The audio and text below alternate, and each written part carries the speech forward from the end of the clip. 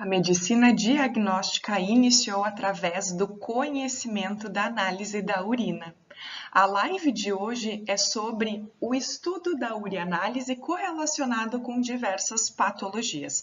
Nós vamos compreender como funciona esse exame super importante no laboratório de análises clínicas e, através dos seus resultados, o significado clínico para correlacionar com diferentes patologias. Então, vamos comigo? Iniciando em 3, 2, 1. O exame qualitativo da urina, também chamada de EQU ou EAS, que é a análise do sedimento urinário, o que significa, pessoal? Significa o estudo da urina. A urina ela pode ser estudada de forma macroscópica e microscópica. O que é macroscopia? Aquilo que você enxerga com o olho nu. E microscopia é aquilo que você precisa enxergar através de um dispositivo, que é o microscópio óptico.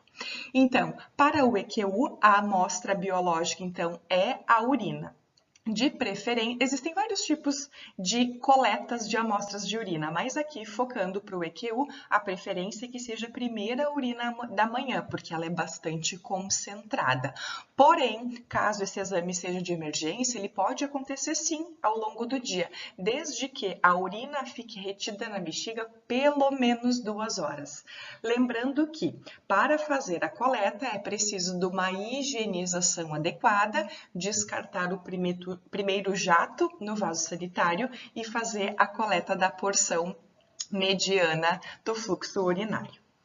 Interferentes. Os interferentes que podem causar problemas na análise da urina são diversos, como, por exemplo, o uso de cremes íntimos e principalmente o uso de medicamentos, como antibióticos. Então, é muito importante que, ao levar a amostra biológica, no caso do paciente ou no caso do analista, ao receber a amostra biológica, que faça uma correta anamnese do paciente e pergunte se ele está fazendo uso de alguma medicação, justamente para não haver algum erro na interpretação da análise do resultado. As informações de coletas, elas precisam ser fornecidas para o paciente de forma clara e objetiva, num linguajar adequado para que haja a compreensão. Lembrando que, adultos, a coleta é feita no frasquinho, igual mostra na imagem aqui em cima, um frasquinho estéril, de boca larga e de tampinha de rosca, e para crianças ou pacientes acamados é possível fazer através do saco coletor, que é a imagem que está em cima do frasquinho. Basicamente, o exame de urina é dividido em 3 partes: o exame físico, químico e sedimentoscópico. Os 2 primeiros é macroscopia, onde a gente enxerga com o olho, e o último, sedimentoscópico, ou a análise do sedimento, é feito através da microscopia. Vou mostrar agora para vocês como funciona cada uma dessas etapas, o que se analisa e os resultados que cada uma fornece correlacionado então com as patologias.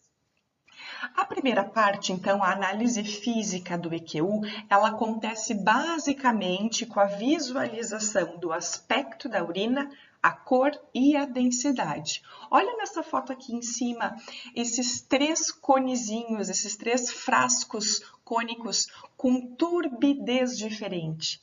Isso é o que a gente chama de aspecto. É padronizado de acordo com cada laboratório de análises clínicas a forma da expressão desse resultado. Se límpido, turvo, semiturvo, por exemplo. Então, nessa imagem aqui em cima, a gente consegue analisar um grau de turbidez. Lembrando que o padrão da urina é límpido, certo? A cor da urina, que é essa imagenzinha, aqui do lado, é que espelha, né, gente, a câmera do computador. Então, eu estou apontando ao contrário para vocês verem aqui a foto. Aqui eu mostro para vocês diferentes tonalidades da urina. Claro que algumas cores, elas podem ser patológicas, como as avermelhadas, amarronzadas, e algumas outras por excreções de medicamento. Lembra lá na fisiologia que uma das vias de excreção da metabolização dos medicamentos é através da via urinária? Então, uma urina verde, por exemplo, sinaliza o uso de medicação. Já o exame químico, ele é realizado pelas essas tirinhas, que eu costumo chamar de almofadinhas. Percebam na imagem aqui de cima que a tirinha tem várias almofadinhas e percebam que elas têm colorações diferentes. O que quer dizer isso? Que cada almofadinha dosa um analito. Essa parte é super rápida de fazer, imergindo esta tira dentro do frasquinho da urina, retirando o excesso da mesma e fazendo a comparação da intensidade da cor para a interpretação dos resultados através do valor de referência no frasco da urina. Então, essa metodologia é por alteração da cor, então, destas almofadinhas. Cuidado com falsos positivos, como por exemplo, numa urina verde, como a gente viu no slide anterior, vocês concordam que se eu fazer o teste químico, toda a intensidade da cor das almofadinhas vão tendenciar por uma cor esverdeada? Então, urinas coloridas, atenção que dependendo da situação, não é adequado realizar o exame químico. Essas tirinhas reativas, então, a parte química do exame de urina, é possível a dosagem também da densidade, do pH, do nitrito, da esterase leucocitária, que nada mais é do que a presença de leucócitos, proteínas, glicose, corpos cetônicos, bilirrubinas e urobilinogênio. Cada um desses analitos, quando presente na urina, a gente usa um termo na medicina que é o final úria. Por exemplo, leucocitúria, hematúria, glicosúria, proteinúria, cetonúria. São os analitos presentes na urina. A leitura ela pode ser de três formas. A leitura manual, que é exatamente como está mostrando aqui na imagem. Como eu expliquei para vocês, se pega a tirinha reativa da urina, embebeda na urina, retira o excesso e compara com o frasquinho. Porém, existe também um método semi-automatizado e automatizado. Como é que eu faço a escolha do melhor método para eu fazer a leitura do exame químico do EQU? Através da quantidade de rotina, né? Se você tem que analisar 40 amostras por dia, tranquilo fazer manual, até um pouquinho mais, dependendo, claro, né, da equipe, de quantos analistas irão realizar a leitura do exame. Porém, agora uma rotina de um laboratório grande de 200, 300, 400 urinas, aí é aconselhado o semi ou o método automatizado. Vamos agora conhecer um por um dos analitos do exame químico da urina e já fazer a correlação com as patologias. Primeiro, o significado do pH. O pH, então, ele sinaliza se a urina está ácida ou se ela está alcalina. E dependendo dos extremos dos resultados, significa, ou seja, reflete um desequilíbrio ácido básico no nosso paciente. Então, nutrição, por exemplo, uma dieta vegetariana leva a urina a ter uma acidez mais intensa. O estado metabólico, doenças variadas e o uso de medicamentos podem interferir no pH do nosso paciente. A densidade é responsiva por detectar distúrbios da função renal, redução da capacidade da concentração da urina na bexiga, certo? Então, uma alimentação, por exemplo, uma ingesta demasiada de líquidos pode interferir na densidade, sudorese excessiva, ou seja, que é a perda, né, de bastante líquidos corporais, uso de diuréticos e temperatura corporal baixa.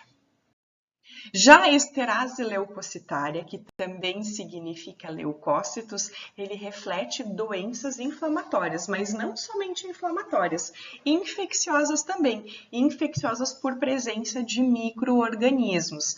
As infecções mais comuns que acometem o trato urinário são as bacterianas, como, por exemplo, a cistite, a uretrite, a pielonefrite. Lembrando que a infecção urinária ela é dividida em baixa e alta, onde a alta acomete os rins, né?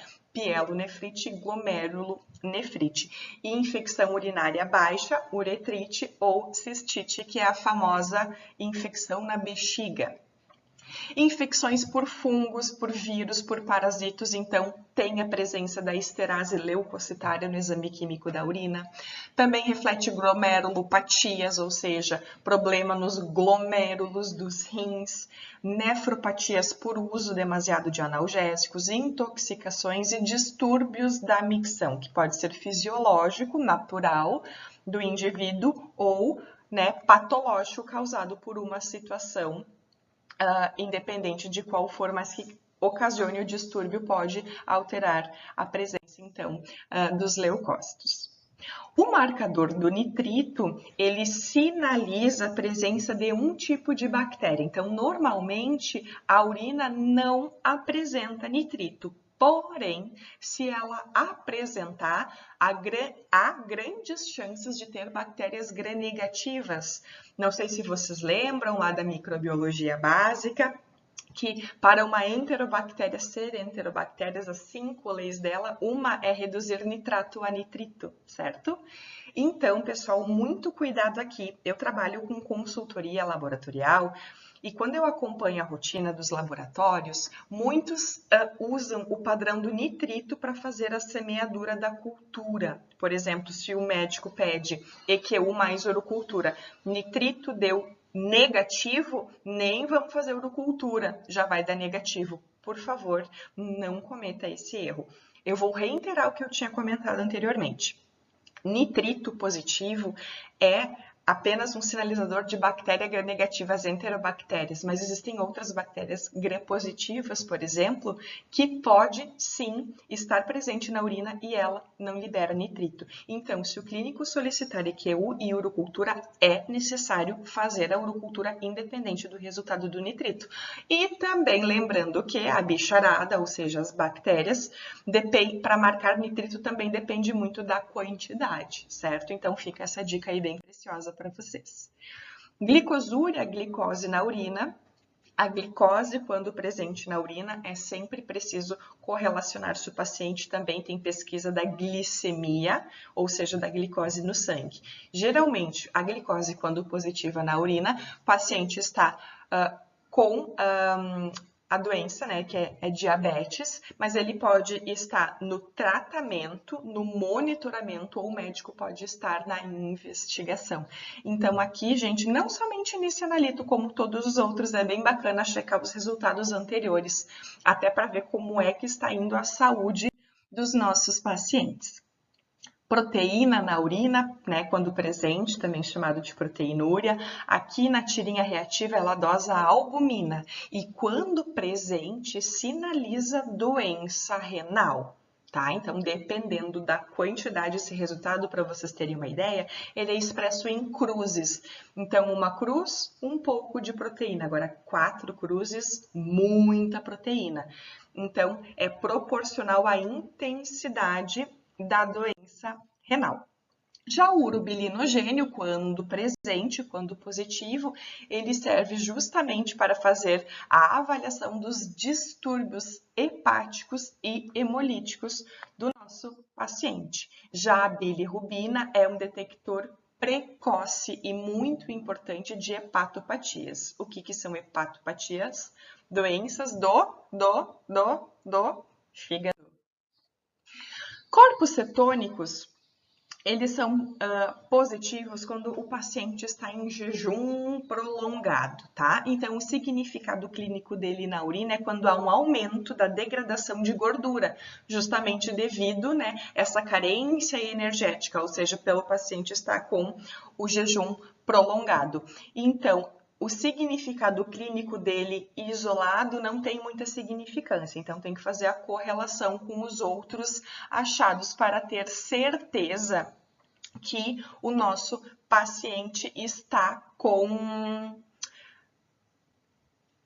Gente, só um pouquinho que eu quero checar aqui o meu áudio, peraí, já volto. Melhor parar o vídeo e conferir se o áudio está ok no início do que depois no final. Então, desculpa, gente, voltando. A presença de sangue na urina ela serve para a detecção das avaliações da perda de sangue do paciente, que a gente chama de hematúrias. Pode ser hemorragia, pode ser qualquer outra doença. Lembrando que intensidade física, ou seja, prática de exercício físico intenso, também pode aparecer sangue na urina. Aqui uma atenção especial para as meninas, para as mulheres, que não é recomendado fazer o EQU durante o período menstrual, uma vez que é normal, fisiológico, aparecer sangue na urina, tá? Então, é preciso esperar passar esse período para fazer a coleta e aí fazer a análise direitinho. A última parte do exame da urina, a gente chama então do exame sedimentoscópico. Então, a gente já viu o exame físico, químico e agora o sedimentoscópico. Para fazer o exame sedimentoscópico é preciso transferir o volume da urina do frasquinho para um tubo cônico, centrifugar, desprezar o sobrenadante e o botãozinho, ou seja, o sedimento do fundo é retirado uma pequena gotinha colocado em lâmina e lamínula e analisado no microscópio. Aqui a gente pode quantificar os elementos figurados do trato urinário.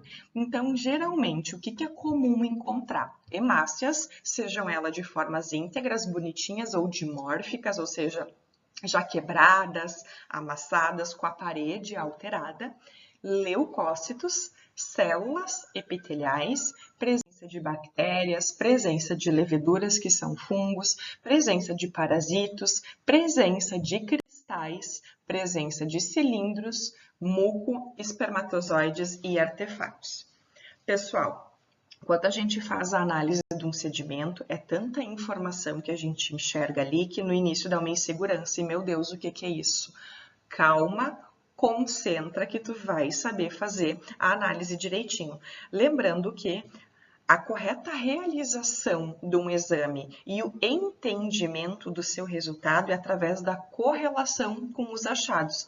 Olha só, o EQU, esse exame que a gente está conversando agora, vocês já conseguiram ver a quantidade de resultado que ele fornece? Então, por exemplo, se a gente encontrar leucócitos na urina, no sedimento, muito provavelmente lá no exame químico também marcou leucócitos. Então, é uma segurança lá na parte química, o que tu mais ou menos prevê que tu vai achar na sedimentoscópica.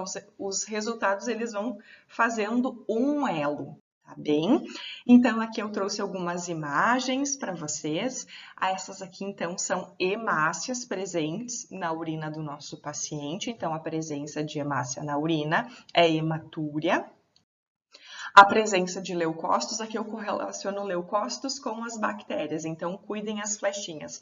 Os leucócitos, então, essas células bonitinhas, refringentes, e as bactérias bem no fundo, não refringente. Então, isso aqui significa, muito provavelmente, que esse paciente está sendo acometido por uma infecção bacteriana e que o corpinho, ou seja, o sistema imune, já está respondendo e liberando leucócitos para o combate do micro-organismo. As células epiteliais, nós temos 3 tipos de célula, sendo que 2 não têm significado clínico e uma tem um significado extremamente importante. Quais são esses 3 tipos de células mais comuns? As pavimentosas, as epiteliais e as tubulares, tá? Então, vamos para as fotos. Essa aqui é uma imagem de uma célula pavimentosa, que a presença dela é extremamente natural. Gente, uma dica aqui bem importante, tá? Façam a correta higiene antes de fazer o exame de urina e despreza o primeiro jato. Se não desprezar o primeiro jato, quando a gente faz a análise do sedimento urinário, é célula para tudo quanto é lado. E aí isso pode mascarar outros resultados. Então, se essa é uma dica de coleta, é porque ela tem um significado, ou seja, nos ajudar na parte da sedimentoscopia, tá? Então, ó, outra dica preciosa. Aqui mostrando as células epiteliais para vocês, que ela não tem significado clínico, é esperado, né, que tenha. Lembrando que uma quantidade maciça, muito provavelmente o paciente não fez a coleta de forma correta. E aqui outra foto, olha só, olha a quantidade de célula. Isso não é patológico, tá, gente? Isso é um descaso na hora da coleta, tá? Então, cuidado com isso.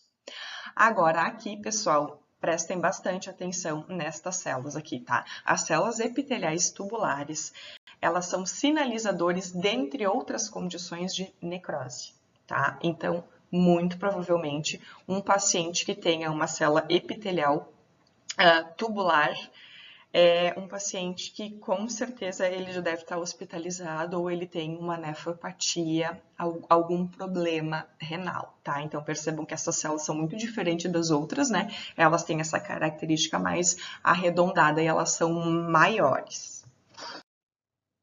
Aqui está uma foto para vocês também, com uma microscopia de contraste para a confirmação da célula epitelial tubular.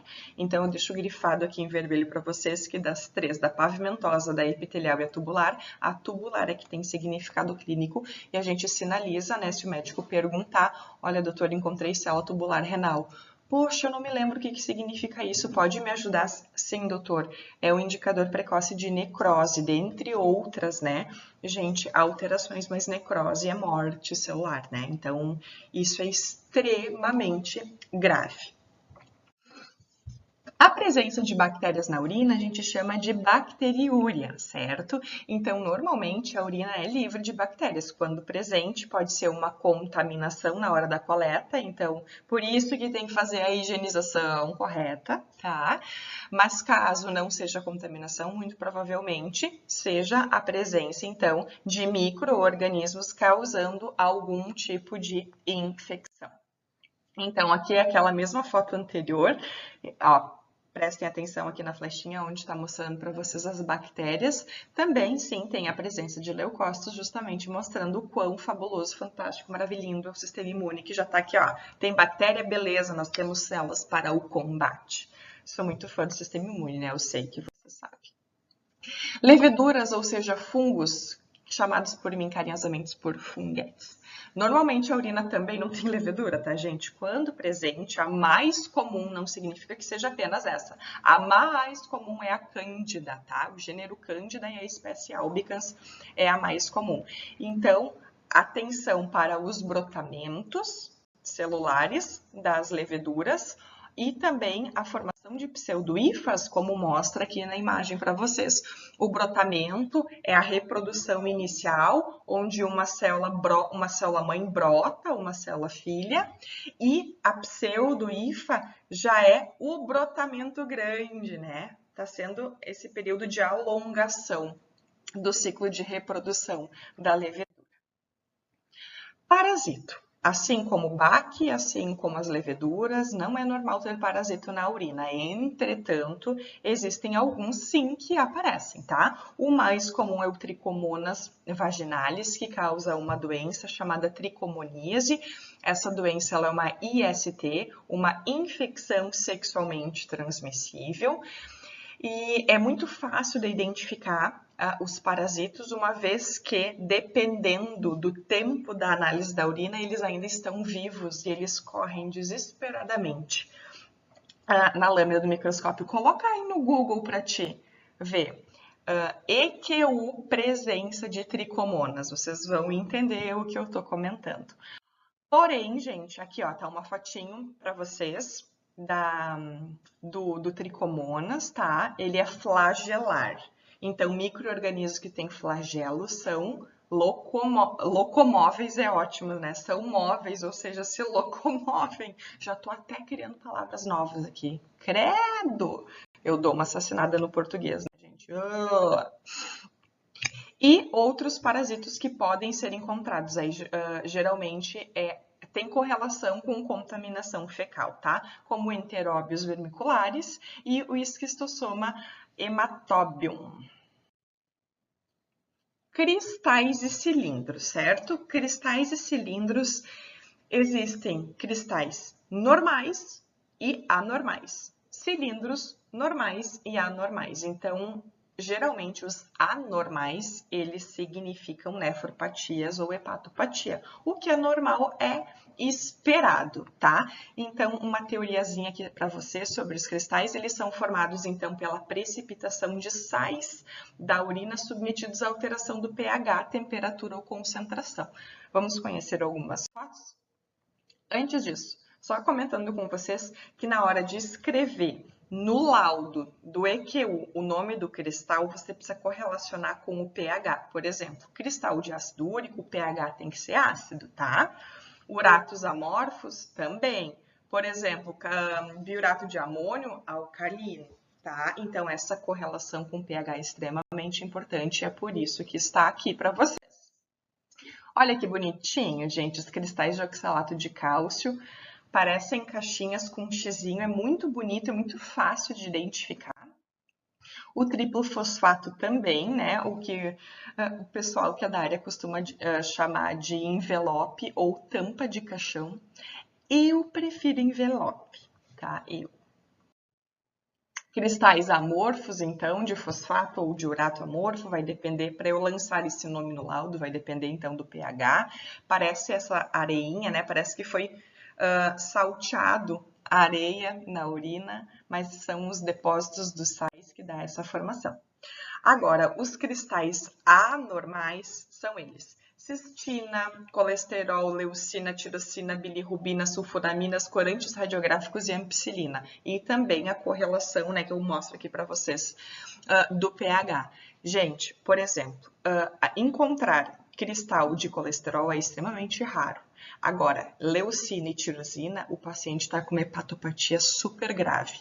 Então, esses achados laboratoriais são mais comuns em laboratórios de hospital que contém UTI e contém a unidade da nefrologia, tá? Vai ser bem... Olha, é difícil, tá? É difícil, mas não é impossível encontrar esses resultados num paciente ambulatorial, normal, saudável, tá bem? Então, olha aqui uma fotinho, parece um porco-espinho, né? Mas não é. Esse é um cristal de tirosina, tá? Então, gente, os cilindros, eles são elementos exclusivos dos rins. Então, presença de cilindro anormal na urina, correlação total com doença renal. Ele é formado lá no túbulo distal e no ducto coletor e vai variar de forma e de tamanho, e eu vou mostrar agora umas imagens para vocês. Eis os nomes dos queridinhos: cilindro hialino, hemático, leucocitário, de solo epitelial, granular, sério, adiposo e largo. Tem que ter um olho bem treinado para encontrar os cilindros, tá, gente? Porque muitas vezes eles quebram e aí tu enxerga só um pedacinho. Mas onde tem um pedacinho, fuça bem na tua lâmina, varre toda ela que tu vai encontrar o inteiro, tá? Então, aqui mostrando para vocês um cilindro hemático, obviamente que dentro do cilindro tem muitas hemácias, como o próprio nome já sinaliza. Um cilindro leucocitário com muitos leucócitos. Cilindro de célula epitelial com muitas células epiteliais. Cilindro granular com bastante grânulos, então aqui percebam que as fotos são diferentes, mas é o mesmo cilindro. Então, para você identificar, não é apenas gravar a imagem visual, e sim saber a teoria. O que é um cilindro granular, tá, gente? O cilindro sério, mais uma fotinho dele aqui. O adiposo, pura gordura, muco. Pessoal, muco não tem significado clínico, tá? Presença de muco. Então, muitos laboratórios nem reportam esse resultado, mas tu vai enxergar. Mas como ele não tem significado clínico e é um achado esperado, não tem importância, tá? Agora, espermatozoides, tá? Presente em urina de mulher. Então, você está analisando um EQU de uma urina de uma mulher e tu encontra um espermatozoide. Aí eu te pergunto, pedir nova amostra, nova coleta ou não? Pessoal, eu não sei vocês, tá? Isso é para conversar daí com o pessoal do laboratório, com a equipe da qualidade. Mas assim, eu, biomédica Julie, microbiologista Julie, não analiso a amostra biológica de outro paciente no meu paciente, se é que vocês me entenderam, tá? Então, assim como pode ter um espermatozoide que não é da nossa paciente, pode ter outras cositas más, tá? Então, pede nova coleta, mas pensa sobre isso, tá? Outra dica, eu comentei com vocês a minha opinião, mas esses protocolos de recoleta, nova coleta, é preciso ser bem estabelecidos no laboratório, tá? Então, espermatozoides é possível encontrar, então, após relações sexuais ou ejaculação noturna, no caso, né, dos homens, mas basicamente não tem significado clínico. Significa o que está escrito na frase acima, tá? Que teve relação sexual. Meus queridos, eu espero que vocês tenham gostado dessa videoaula sobre ureanálise no diagnóstico de patologias. E aqui fazendo o resumo para vocês, então, que o exame de urina é composto de fase física, química e sedimentoscópica, que é um montão de analito, né? Muitos analitos que fornecem resultados, que o exame físico e químico são correlacionados com o que tu vai achar no sedimento, tem que ter uma harmonia do resultado e a correlação destes achados com diversas patologias. Muito obrigada pela presença, que bom que você está aqui, que chegou até o final dessa videoaula, esses minutinhos investidos no teu conhecimento, que é sempre o melhor retorno. Nos vemos na próxima videoaula. Beijinhos!